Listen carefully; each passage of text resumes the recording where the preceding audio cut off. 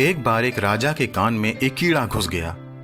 कीड़ा तो कुछ समय के बाद मरकर निकल गया, लेकिन राजा को भ्रम था और संदेह था कि कीड़ा अभी भी उसके कान के अंदर है।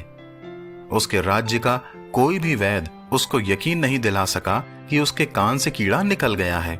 राजा ने अपने राज्य में सूचना भिजवाई कि जो कोई भी राजा के कान से कीड़े को निकाल पाएगा उसे बहुत धन दिया जाएगा।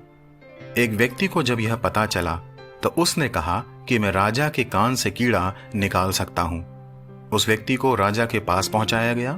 उसने राजा का कान देखा और बोला, इसमें एक विशेष जड़ी बूटी का प्रयोग होगा, इसलिए मुझे जंगल में जाकर उस जड़ी बूटी को लाना होगा। वह व्यक्ति जड़ी बूटी लेने चला गया और अगले दिन वापस आता है। उसने वह जड़ी बूटी राजा के कान में डाली और थोड़ी देर में उसने राजा को अपने हाथ में एक कीड़ा दिखाया और बोला, महाराज, कीड़ा बाहर आ गया है।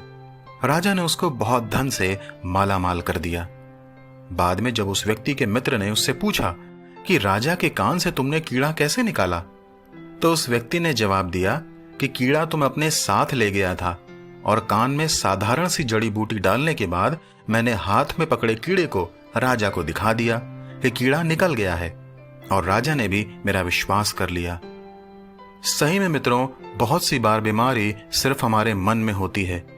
जिस प्रकार राजा के कान में का कीड़ा मरकर निकल चुका था, लेकिन राजा के मन में भय और भ्रम का कीड़ा जीवित था, उसी प्रकार बहुत सी बार लोगों को कोई भी शारीरिक बीमारी या तकलीफ नहीं होती है, लेकिन हाँ, वह बीमारी उनके मन और दिमाग में घर कर जाती है। इस भ्रम के भय से और संदेह से आज बाहर निकलना अत्यंत आवश्यक है, क्योंकि यह आपका सुख और चैन छीन लेता है।